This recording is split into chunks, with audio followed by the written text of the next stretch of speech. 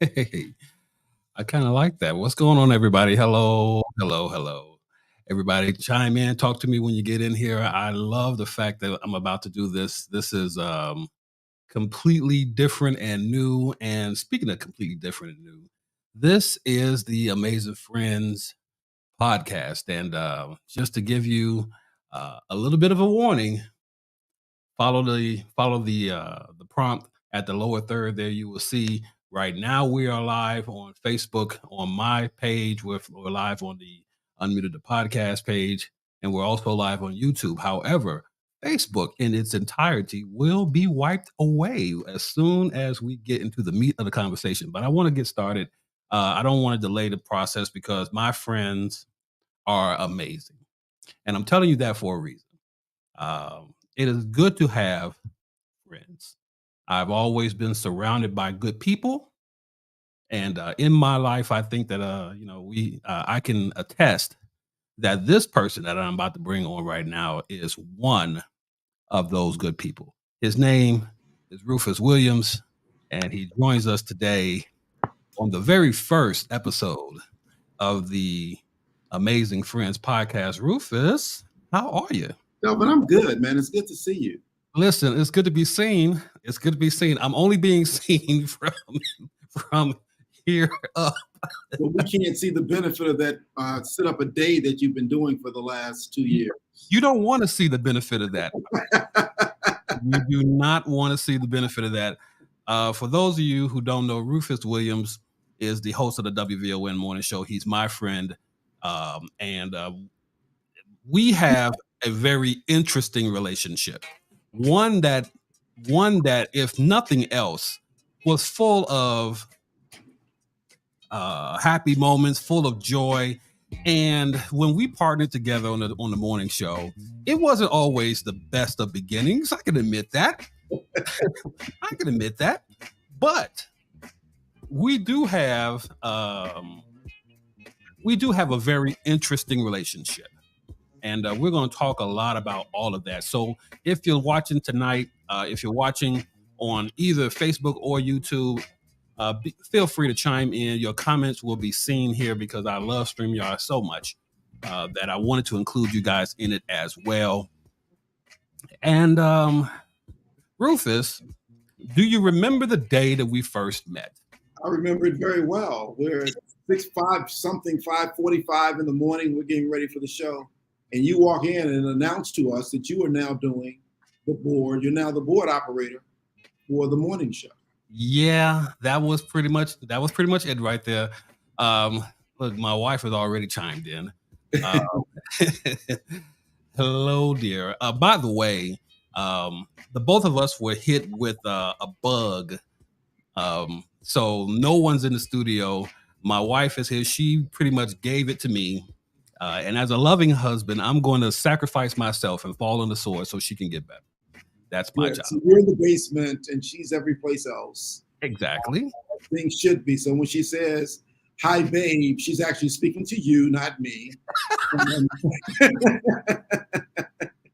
She's saying it because she hasn't been able to say it in person. So this is how you all communicate. This is how we communicate. Outside of yelling down the floor, a flight of stairs, this is pretty much it. And I called her yesterday. I said, "I don't know why you don't use your phone." She has a sinus infection.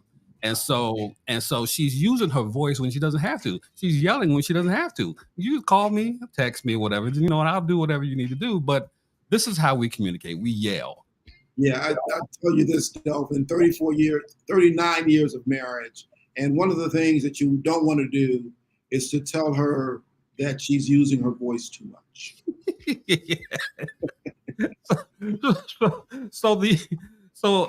I have to learn that. She will always say she has a voice and it wants to be heard. And I'm going to allow her to use her voice. Allow her? No, she's going to use her voice. She's going to use either way. Let's just be clear about how this is going to work. Yeah, that's pretty much true. That's pretty much true.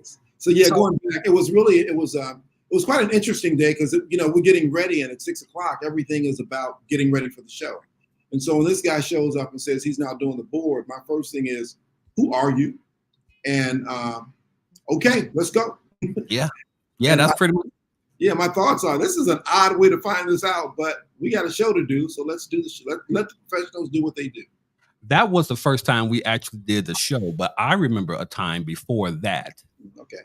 that me and you kind of met, and it was strange enough. You were doing a morning show, and I just finished doing the evening show with our friend Samantha Thomas, and we were strategizing a commercial for McDonald's.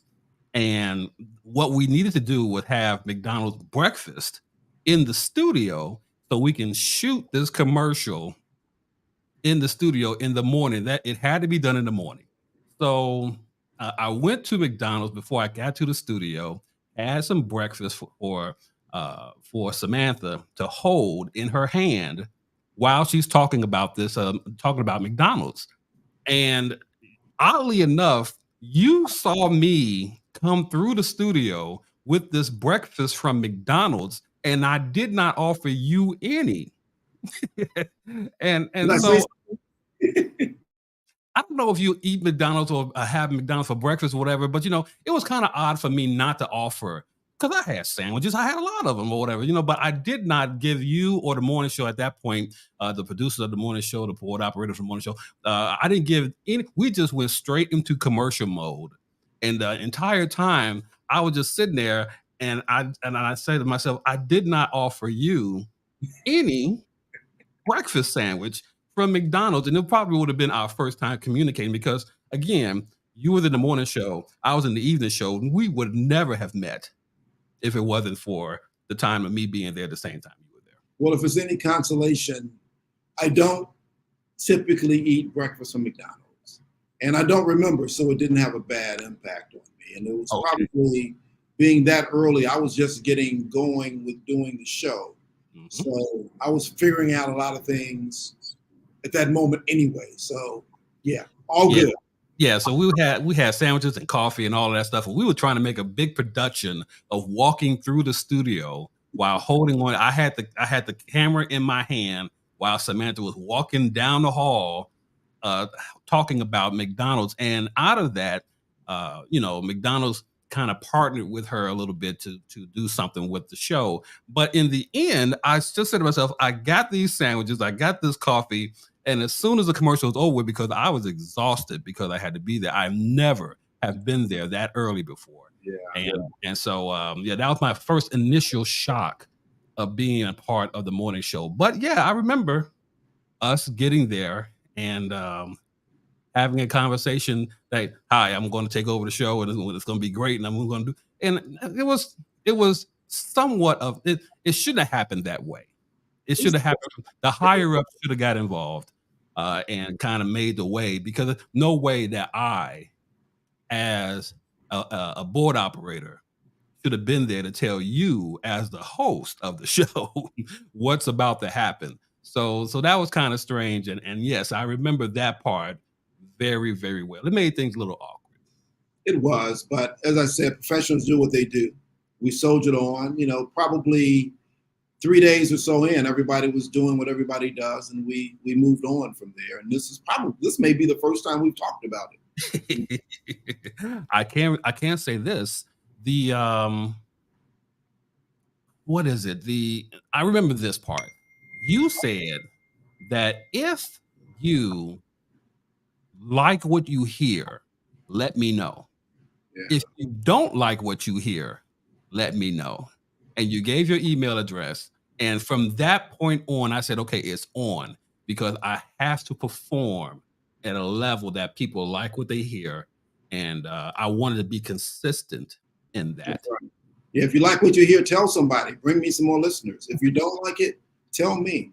And very comfortably give out my email address. And, it's interesting, Delvin, what people get back to me on, and always have, even to this day, is the music. And they still ask about my coming on music, and particularly the music that I'm going off with. And I don't know, I've got to look up Morris Day and the Time to figure out what the steps are to what is now RUFUS, so we can get it down. RUFUS is from the song "Cool" from Morris Day and the Time. and they say COOL. They spell that out in the song. So I just took that and had someone to just, spell out your name, and it kind of fit. I just thought that it needed that type of fit. Uh, People are already up and awake. They're already they're doing their thing. So we just needed to jolt them just a little bit more, and say, okay, you're going to remember his name if nothing else. Yes, it works. I'm walking around with that song for the rest of my natural life. I'm sorry, but I'm not sorry. Okay. When I walk into church with my mother, they should be playing that song. They should be. You should have a discussion with your musical director there. That when you and your mom, and how is your mom, by the way? My mom is now 94 years old. Yes, I love it. I love it. When you all go to church, you should walk in the door. They should say, "Rufus is coming in about 5, 4, 3, 2," and hit the song. It would probably help if I stayed in church with her as opposed to just dropped her off. Okay, Rufus, when you stay at church, then you can demand that. Okay, and I will talk to them about that. You can't duck in and duck out, and then they won't play the song for somebody going to duck in and duck out. It doesn't work. It doesn't quite work the same. It's a lot less cool. So Morris Day and the Time. The thing that I like the most, and ladies and gentlemen, you're listening to the Amazing Friends podcast. This is episode number 1, and no other friend I could have on first other than my good friend Rufus Williams from the WVON Morning Show. He has so many titles, but the title that sticks out the most is Amazing Friend. So I thank you again for joining me and being the first of what will be several people coming on here for the Amazing Friends podcast. Now, again, like I said, we're here. We're live on Facebook. We're live on YouTube. But when we get started with the meat of the conversation, Facebook listeners, Facebook watchers right now, we're going to come off of Facebook. So if you want to see the remainder of this conversation, you have to go to YouTube and subscribe to the Genius Audio LLC channel on YouTube. And that's how you will see the rest of this conversation. So Rufus, I want to talk about, and I'm not going to hold you long because, it's evening, I'm almost medicated, but the only effect that from this medication or from this cold that I have is this one eye right here. So that will continue to get dabbed on here, but that's the only effect for right now.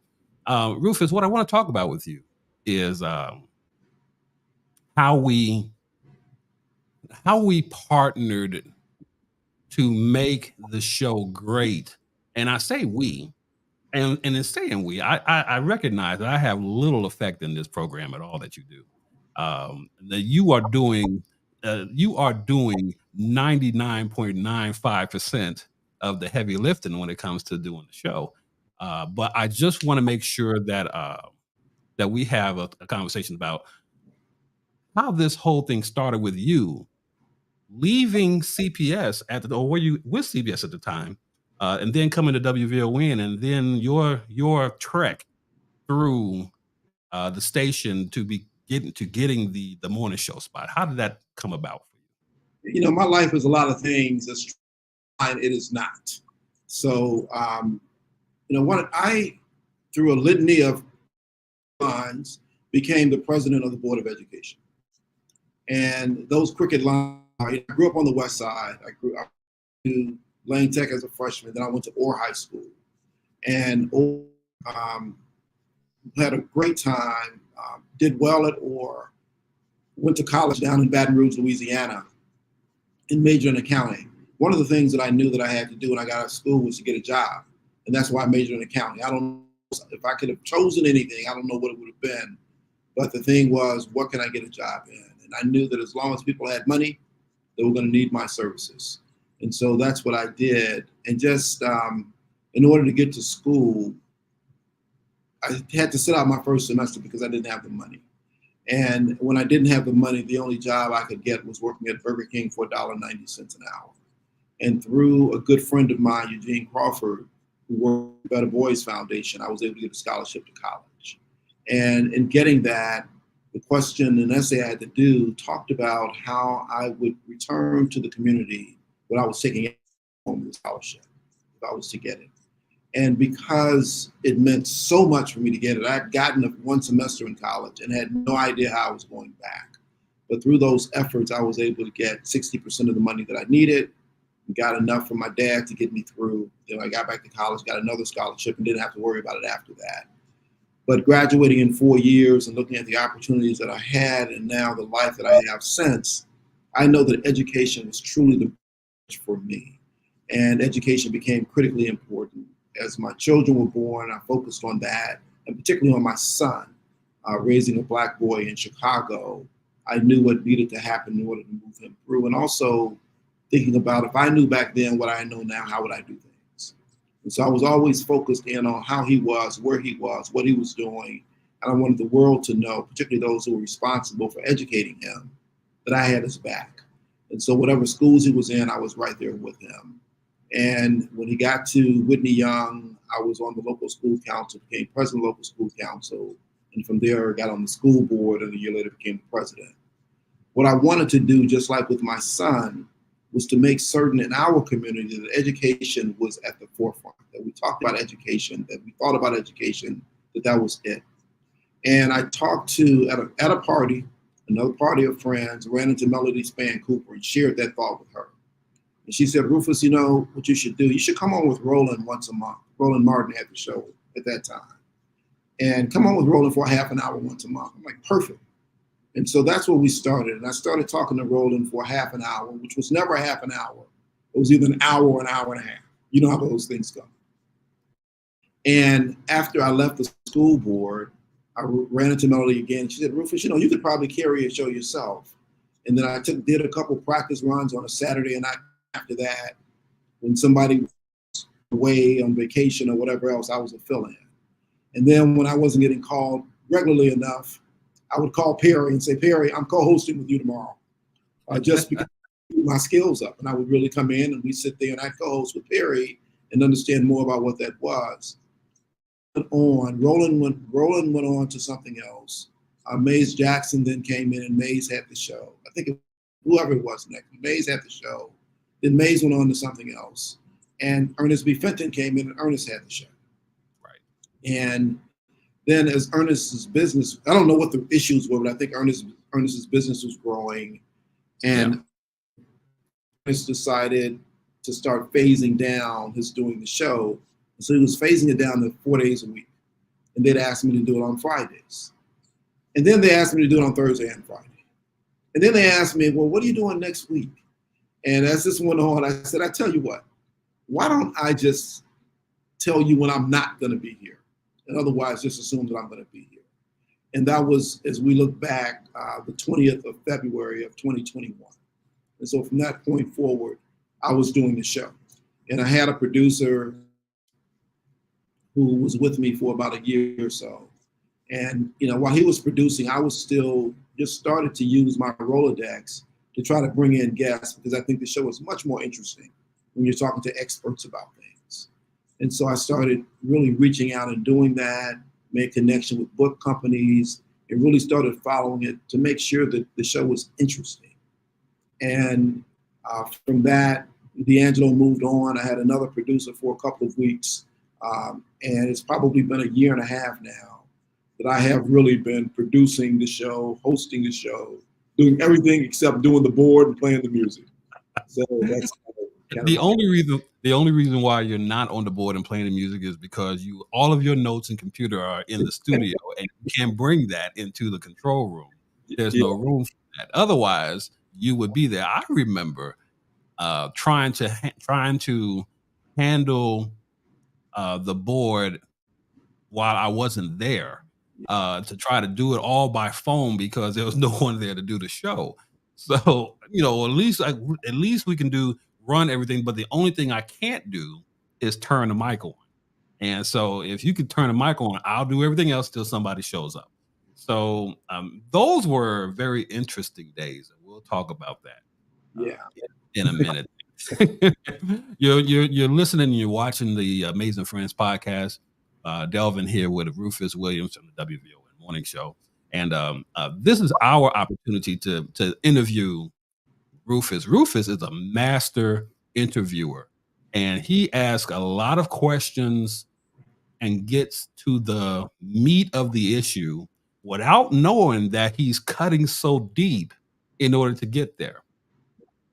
He has a knack for he has a knack for asking the right question with tact so that you don't know that it's you're not caught off guard by it.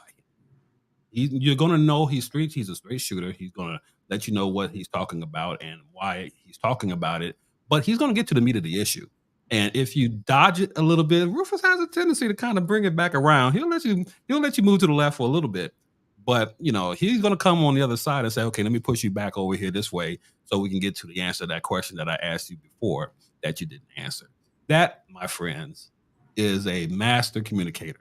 And so with Rufus, our conversation. Oh, and by the way, everyone, subscribe to the Genius Audio LLC channel on YouTube because we're going to be leaving here in just a few minutes. We've been on here now for 20 minutes. I think that's enough time for everybody who is subscribed, who is waiting for the real conversations that we will have. As a matter of fact, we're going to do that right about now. So everyone on Facebook, thanks for watching. Thank you so much for being a part of it. But feel free, go to our YouTube channel and check out the rest of this conversation. So I'm going to say goodbye to everyone on Facebook now. I'm going to remove you off of that channel, and I'm going to take you off of this channel. And yeah, so now we're going to get to the meat of the issue. Everybody, remember, Genius Audio LLC on YouTube. Okay, so that's the rest of the conversation for us on Facebook. In 3 and in 2 and in 1, and we're done. Okay, so now we're on Facebook. We're on YouTube now. Everyone on YouTube, thank you for all my subscribers. Everyone who is listening and watching tonight, thank you for watching the initial episode of the Amazing Friends podcast with Rufus Williams, my friend, my amazing friend. So now, Rufus, let's get down to the meat of the issue now. Okay, there was some fuckery going on around here before that.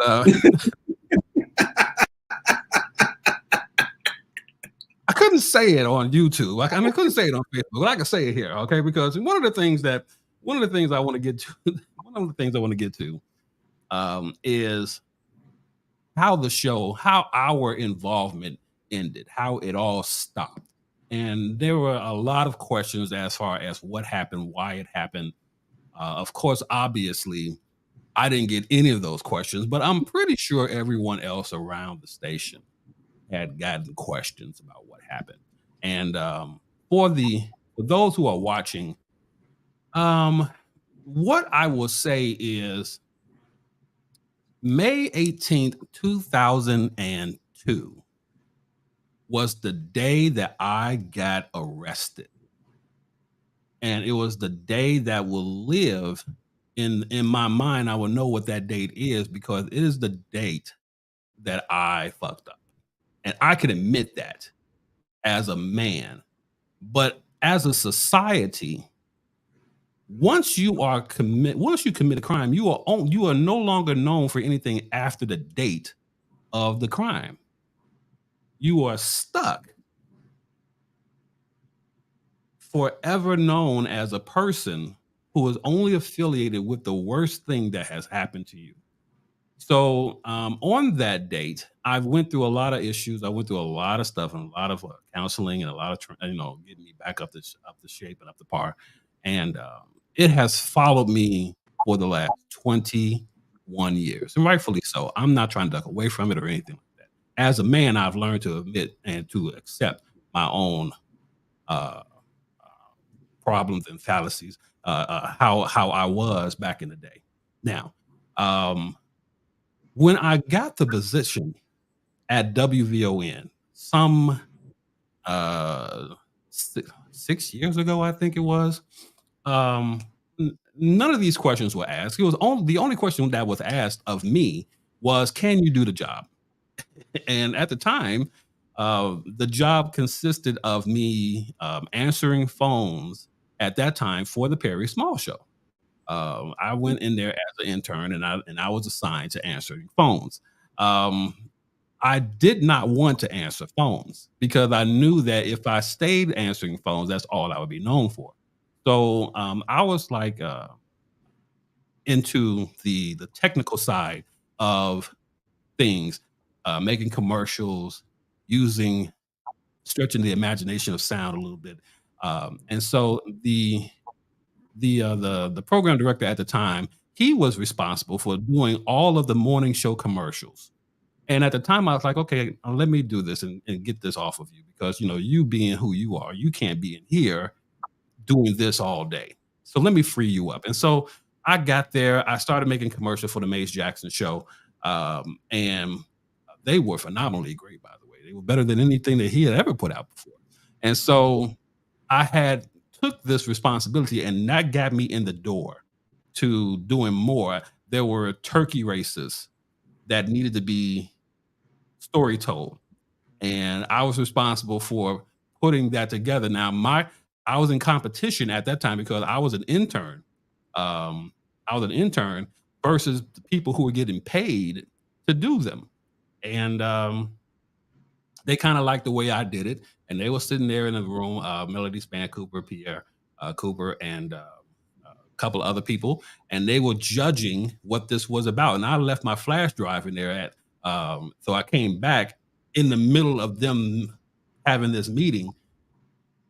So while they're in there, I kind of stood still, and they were listening to my spots at that time. And so then they kind of talked to me about doing it, and they told me that they wanted me to keep doing it, and to keep doing them. That meant I need 40 of these to run for the rest of the Thanksgiving holiday. So I need you to get these together. So that's how I got introduced to being there and doing the technical stuff there at WVON. Um,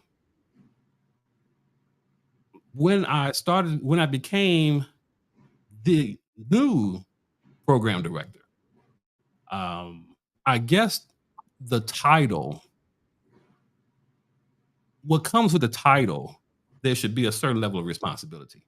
And there were people who were behind the scenes that were feeling that they needed to spread my mugshot from 20 years ago out throughout the station to hosts of the station and to staff at the station and things of that nature.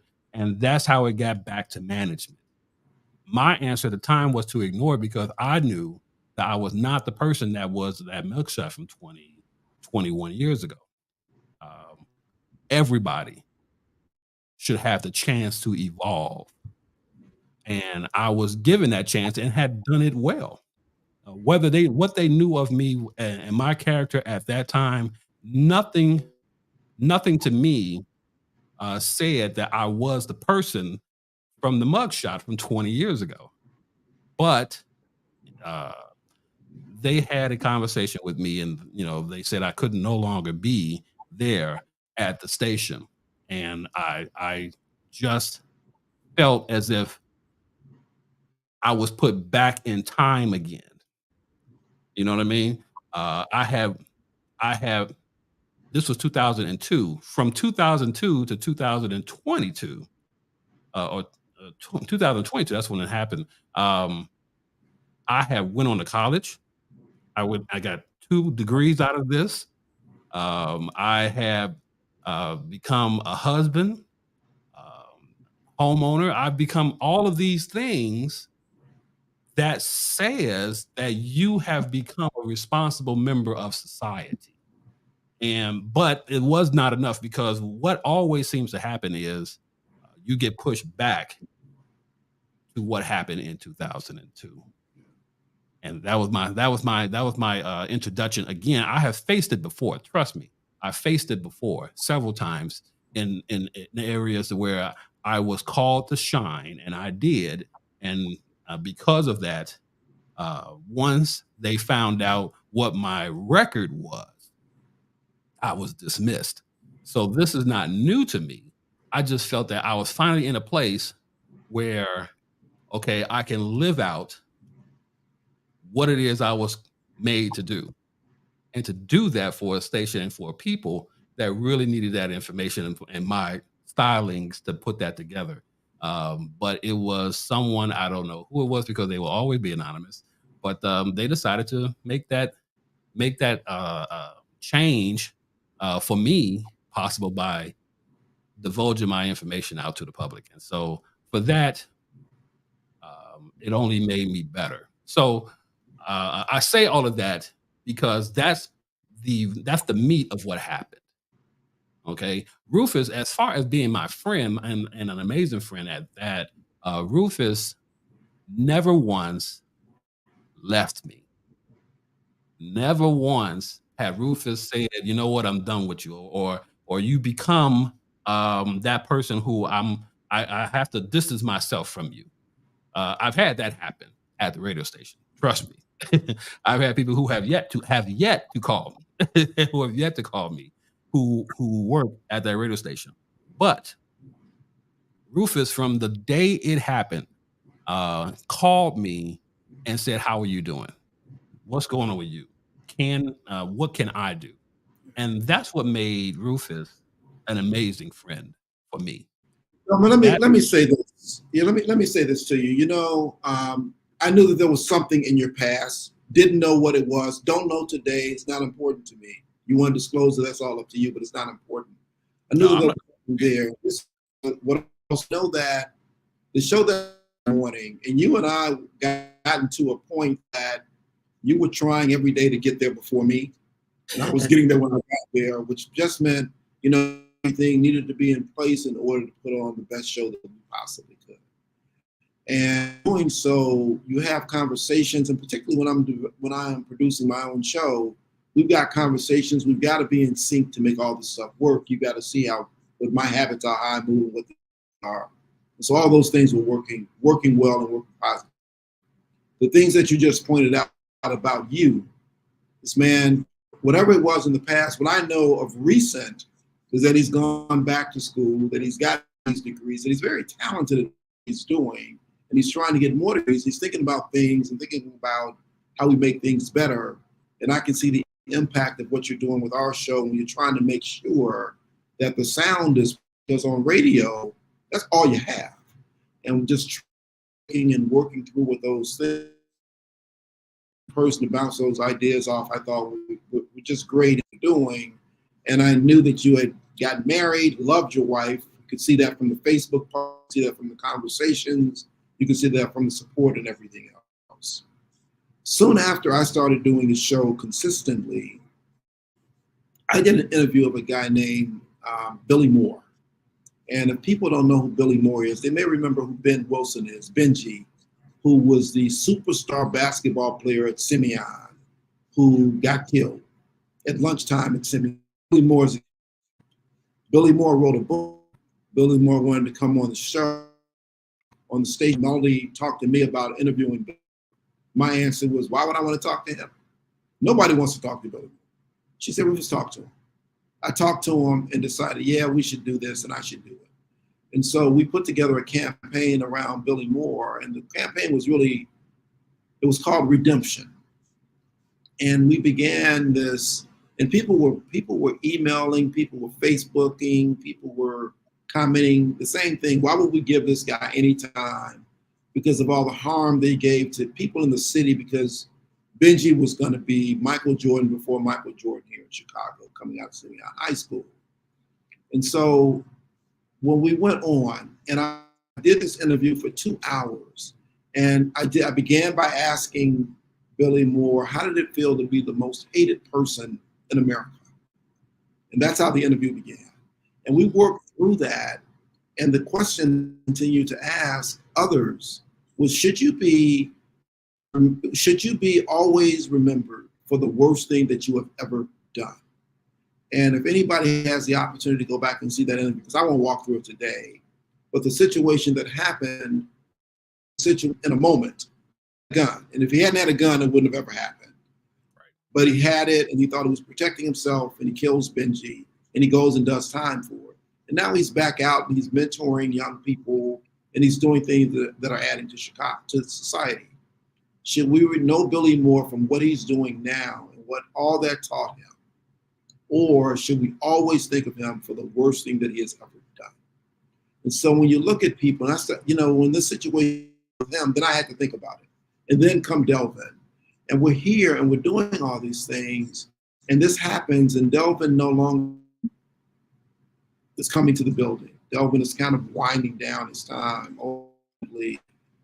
And my question then, and my question will always be, and soon afterwards, I talked to people from the Safer Foundation. I talked to others, really people who had done time, people who had, and asked the question continues to exist. When people have a felony, when people have committed a crime, when you ask about checking the box, and you're starting to talk to people, do you ask them about their past? And when you ask them about it, why are you asking?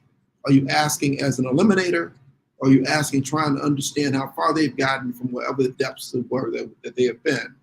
And for me, having done all the work that I've done, grown up as I've grown up on the West Side, gone back and run BBF and dealt with people who I knew were gangbangers, dealt with people who I knew had been incarcerated for murder, and dealt with people and looked at what they were doing now, look at how they had really changed their lives.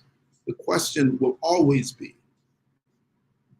do we really believe in redemption, or are you to be judged forever based on the worst thing that you've done? If that's the case, well, just start throwing people away immediately and stop playing the game. I think the reality is we just have to ask ourselves that question over and over, and as well think about the worst thing that we have done. And if everybody knows the worst thing that we have done, should we then be judged by that as well? And so, Delvin, I think that I'm excited about how you continue to rebound from these things. I'm excited about this opportunity we have here. I'm excited about how you really looked at things in that moment and never got down, never got angry, never got upset, but just kept pressing on, and then still kept helping and still kept offering yourself. And so, yes, I am your friend because of who you are. And I'm happy to be there for you because of who you are and what you do. Well, let me just say for the record, I've had my moments where I was down, angry, and depressed, and but the overwhelming factor for me was I have an amazing wife that is here who supports me uh, like beyond what I could ever even deserve. But in there also, we have a house and we have a condominium, Still, and still, by the way, uh, and that we are, trudging through as far as paying two mortgages, and I'm out of work. And so at that point, we really have to tighten the belt on everything. And there have been times in which I was like, okay, what are we doing? What am I doing? And so from there, um, I was sitting next door in the room next door. I have an office in there. And in this room, when we moved in, all of the bags and excess of stuff that we moved in that we weren't necessarily using were in this room. The only thing I could say to myself is, if I could clear this room out, then I can begin to dream again, mhm, begin to put it all back together again. And that took a process of not only physically moving it, because at that time, I couldn't, at that point, I was in the worst physical condition of my life. Could not walk, couldn't stand up straight. I was using my cane more than anything at that point. There were a lot of things that were going on physically with me. But still, trying to move boxes and bags and trying to get this room empty, that took a lot of work to do. Something that normally I would think maybe a day or two would happen. But it took a long time because I was really fighting emotions while I was doing all of this. But I finally got the room cleared. And then I could exercise my creative thinking and put something together. Let me imagine, what can we do? What can I do? And this space just happened. And I wish that I could turn cameras around and let you see everything around in here. But it took work to put all of this together, buy the equipment to do everything, and still remember now we still got things to take care of here. So I was just happy. I was happier than a pig in slop, and I got my first table in this room because then I was like, okay, now I can figure out what goes where, and then it began. Um, what am I going to call it? What am I going to call this business? What am I going to call this whole thing? And what am I doing? And at the time, at the station, um, I created the name The Audio Genius. I created that. I said to myself that no one can be better at me than me. The Audio Genius. The Audio So, Genius. so I just said that I might as well put this together and still ride this out. So as a slap to the person who told me, why are you naming yourself a genius when it's for other people to call you that? For him to say that to me, it just stuck. I just drove it home at that point. That's what I became known as. So I said, we're going to make this thing Genius Audio. That's what I'm going to call it.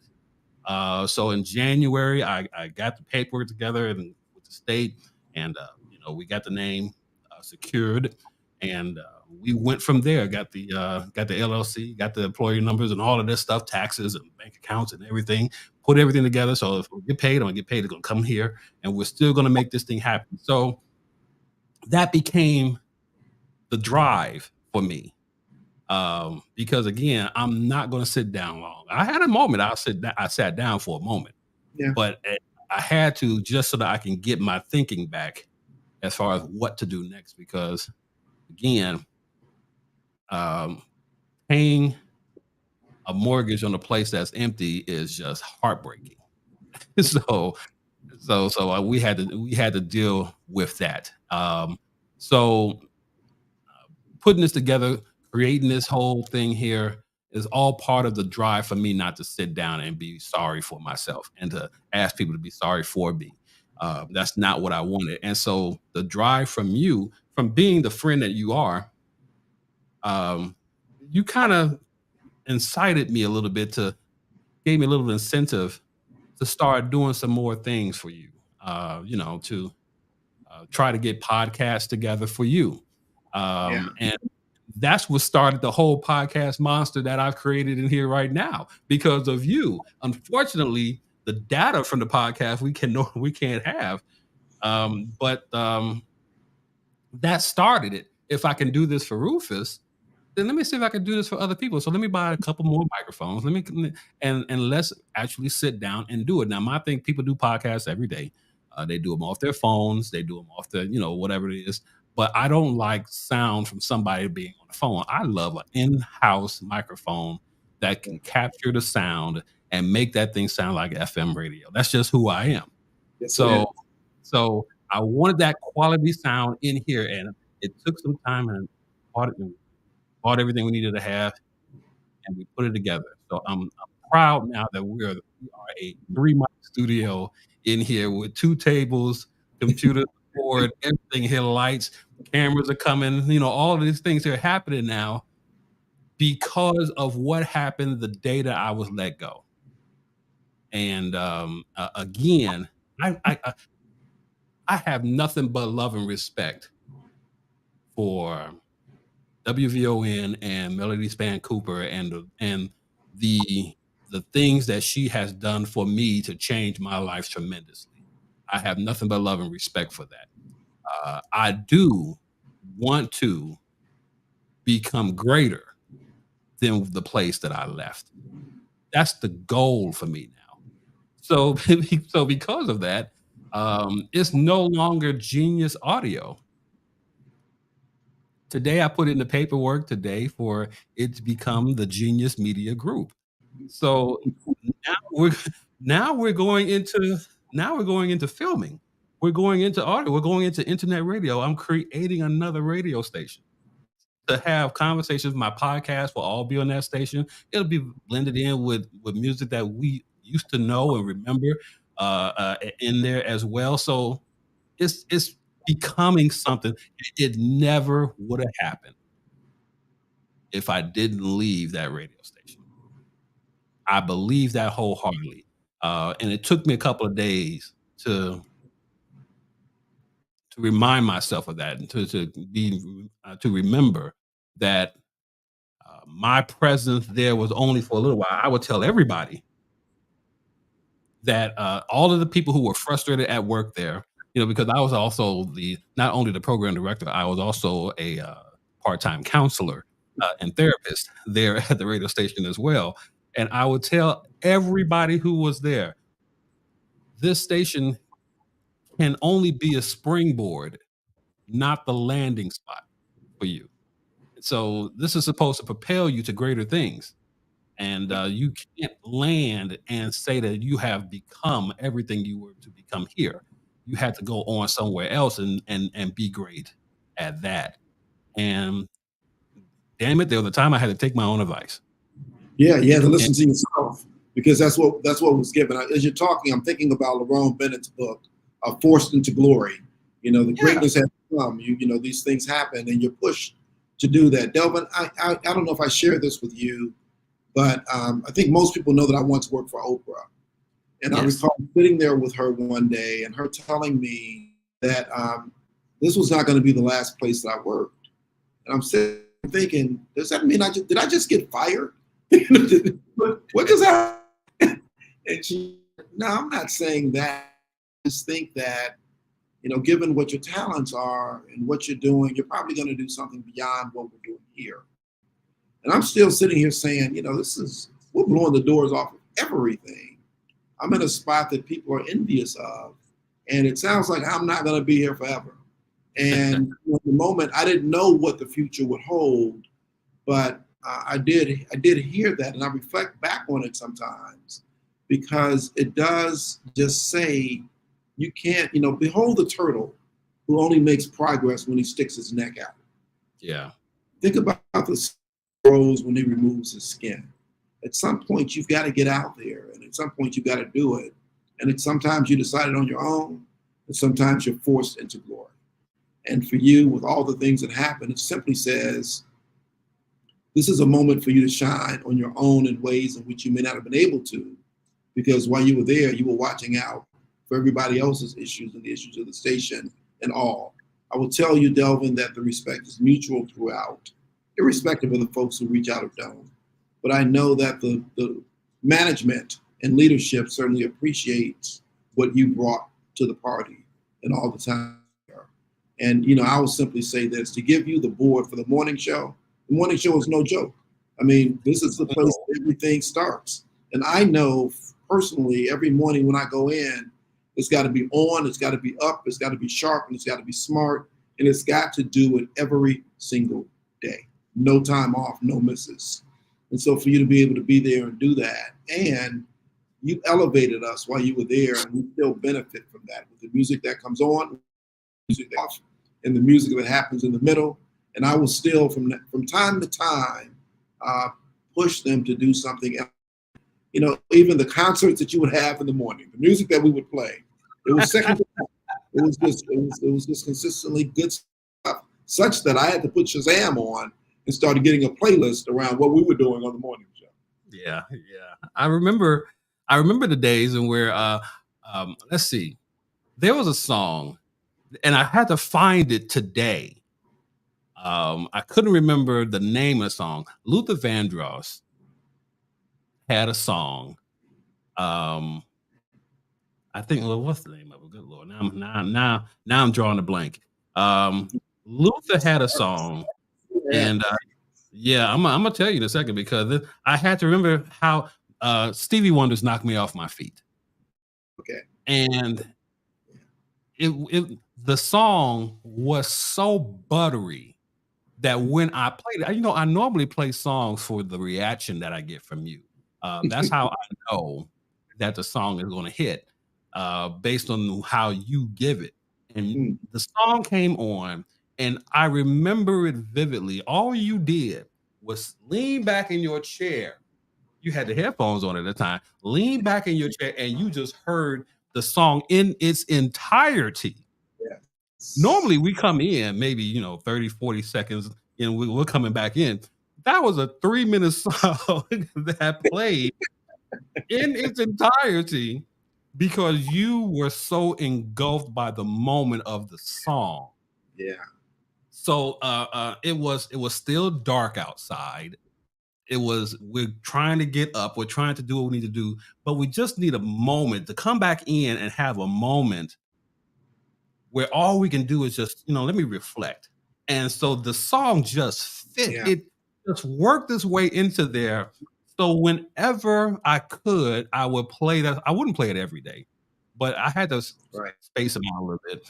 But whenever I remember the time I played it, the first time I played it, that reaction said, okay, I got to keep that song in rotation.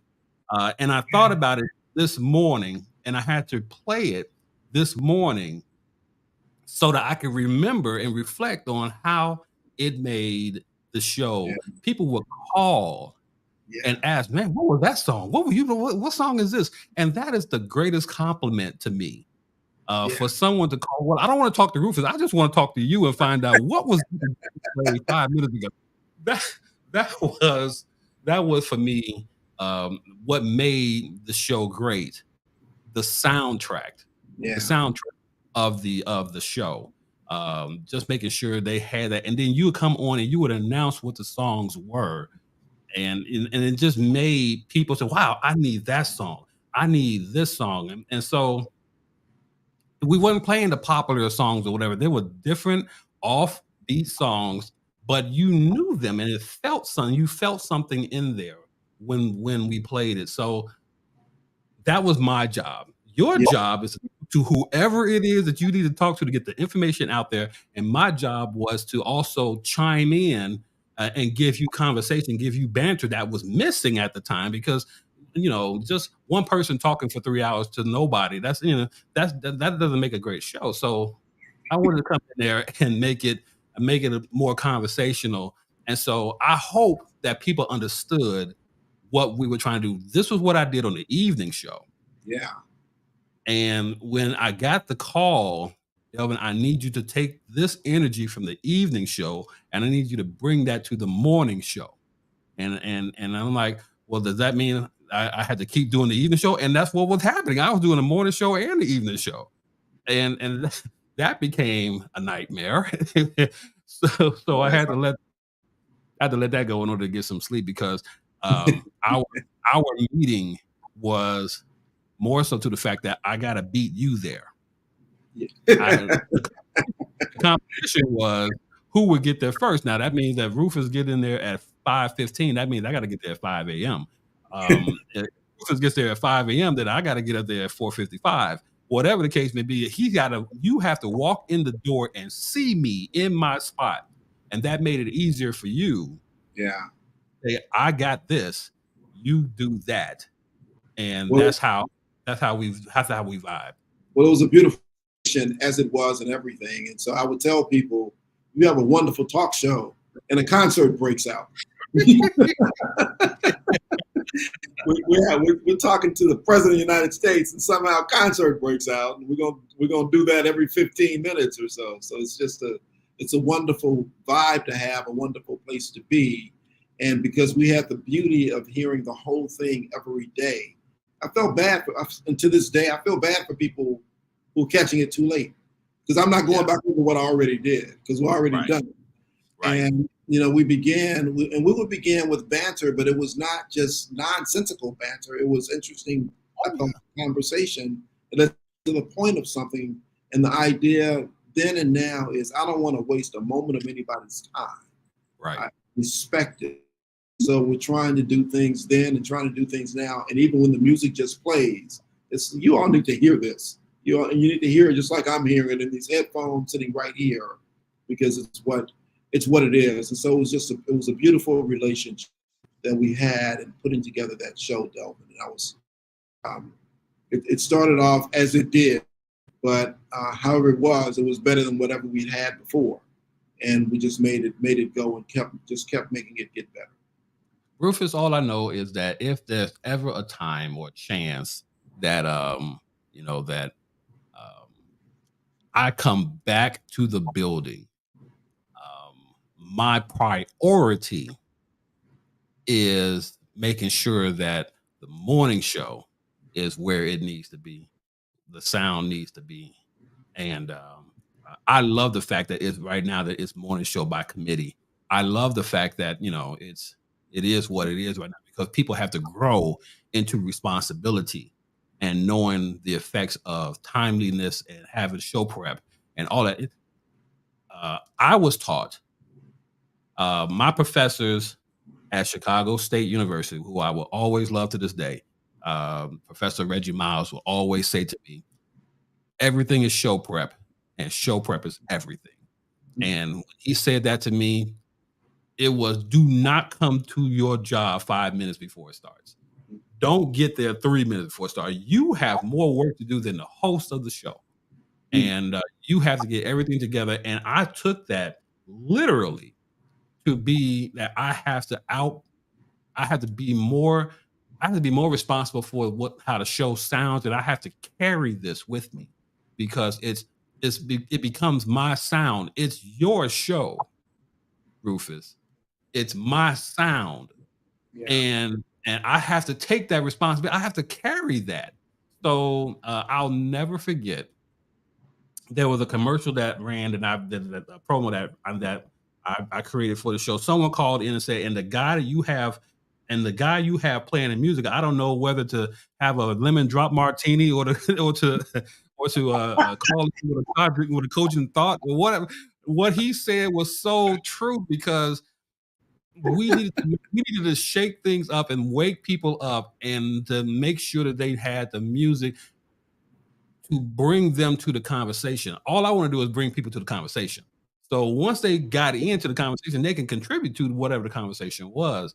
But that made everything to me. That was everything for me. For him to say that, I don't know whether to have a cogent thought or to have a lemon drop martini when just based off the music that I'm hearing. So that meant everything. Yeah. My preparation needs to be everyone's preparation. And although I'm no longer there, I'm still responsible for this show in some form, some way that I just don't understand. I'm still tied to this show. And I want to let you know, as a friend, Rufus, you've never let me down. You've never let me down. And I never will, because that's what friends are for. And I think, Delvin, what you brought to the show, even in the conversation and the music and the beds and all the things that were there, you taught me a lot about what radio was and what we should be doing. And even now, when we continue conversations, and I try to bring everybody else in and try not to sit there and carry it on my own. Certainly, through the years and through the shows, I'll get more experience and get better. And I'm trying to be better every single day. And so I think we do that. And it's also telling at some points, recognizing the perfection, the excellence that you push towards when we don't get there.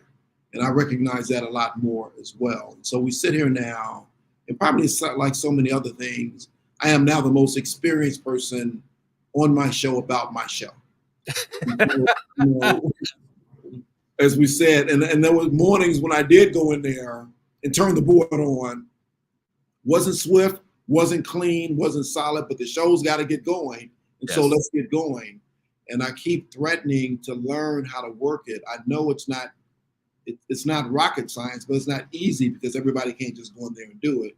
Right. But I just want to make sure that whatever we're doing lends itself to the excellence that we always try to drive. And I think when you came in, you helped to drive that in ways in which clearly wasn't there before you got there. And we keep pushing to try to get better and better each time. So yeah, your presence has been and always will be felt for as long as I'm there, and whatever else I'm doing, I still think about what we have to do to ensure the right, that we don't have gaps, that we don't miss things, the sound quality is good. And ideally, we know all those things beforehand. We shouldn't have problems. We shouldn't have interruptions because, as you put it, you've got to be prepared those things up front, because once it starts to roll, we're live, man. It's got to go right now. Yeah. I spoil y'all so doggone much. Is that what happened? Because of this, look for other people, other operators to do what it is that I do. And I'm not, listen, this is not an opportunity for me to dislocate my shoulder to pat myself on the back. You're a audio genius. Exactly. However,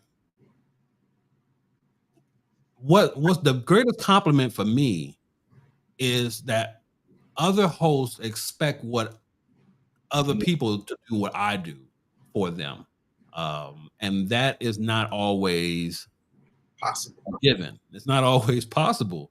So that's the greatest compliment for me, because that just says that when I'm with you and I'm controlling your show, that it's going to be handled. And if nothing else, for the last 6 years of my existence at that radio station, I would hope that every show that I controlled was handled. So there were some times that we had dead air, especially in the beginning of my existence there. We had to go along the way, power outages and freezing boards and all of these things here, and we figured some things out. But if I can help it, your show is going to be flawless. And so that's what it was. And I just hope that when it comes to me doing what's the future for me here, creating a network here that will give other people the same opportunity that I had, that they may not have necessarily had the chance to do at another radio station, at a terrestrial radio station, but get your training here and then move on to whatever it is. Because again, this is a springboard, not a landing spot. You have to move on from here and be great. So I want other people to prove themselves here and get your bones here, and then go out into the world and the media world, if that's what you want to do, and do it there. That's my hope. That's my dream. That's my goal now. I don't necessarily have to be back on a microphone. I think people know my voice when they hear it, and wherever that will be. But I'm not looking for that anymore. I'm not hungry for that anymore. Let me do my podcast here, and the rest of my time, I'll help make people great. And so, Rufus, being my friend and an amazing friend at that, thank you from the bottom of my heart. Thank you for being that guy who never let me fall between the cracks. I could have easily have slinked away and nobody would ever know or hear from me again, and I could have stayed in my embarrassment. But certain people, you, Kendall Moore, there's a couple other, Samantha Thomas, who actually came here to have a conversation with me, and I'm like, Sam, this is what's happening to me, but I need you to get back on this horse too.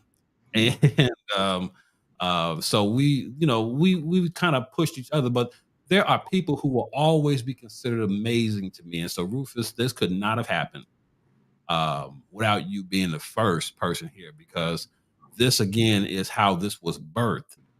And you being the friend that you are to me, never letting me slip, never letting me get down. And you just saying, Delvin, whatever you need, I got you. I have never asked for anything from you, but you have always offered everything. So I will never forget that. Never will forget that. And those are not hollow things. And Delvin, you said a number of wonderful things about me this evening, and I've heard each of them, and I am humbled. Humbled to be the first one, humbled by your comments and your thoughts, and just honored to be here and honored to be considered as you have. It's just, you have the opportunity to meet some people along the way, and some you keep and some you shouldn't. But I think, so often you get what you give and karma comes back. And It's just been, this is, one of my favorite movies. We talked about this on the show last week or the week before, was Casablanca. The last line was, this could be the start of a great relationship. Right. Let's keep it going. Rufus, thank you so much. Ladies and gentlemen, my friend, not just my friend, my amazing friend, Rufus Williams from the WVON Morning Show, the number one guest on the Amazing Friends podcast, who will always go down in history as episode 1. He is that one. He is episode 1 of many to come. by all means, you guys, this, we can talk forever, but Rufus has a show in the morning. He has he has to get up at some ungodly hour. So I got to let him go so he can at least get some sleep. And my best to your wife, who is always extending you to me whenever I need you. And I know that this does not happen without a teammate to allow these things to happen. So thank you to your wife who continues to let you be a part of my life. So I thank you and her for that. Thank you. And same to you, my brother. Keep shining, keep moving. And my best to you. That's the plan, sir. That's the plan. And when the media group gets started, trust and believe Coco 5 will be a sponsor at some point. Coco 5, who Rufus Williams has ownership in a sports drink that's called Coco 5 that is everywhere. If you ever go to a Chicago Sky game, Coco 5 is there. There's a lot that I can go on about that, but you will be hearing more about that because Rufus and I had that conversation. Yeah. Let Coco 5 pay for a sponsorship first. So we'll got to earn their way in part of the Amazing Friends podcast. Delvin, be good, my friend. It's been good being with you this evening. Rufus, thank you so much. And ladies and gentlemen, Rufus Williams from the WVON Morning Show. Thank you, my friend. This is the Amazing Friends podcast. We'll do this again. This ain't gonna be weekly. I can guarantee you that. But the next friend who is in place, you will want to know why he is amazing in my life as well. So again, Rufus, thank you. We'll talk soon. All right, Delvin. Do well, man. Talk to you soon. All right. So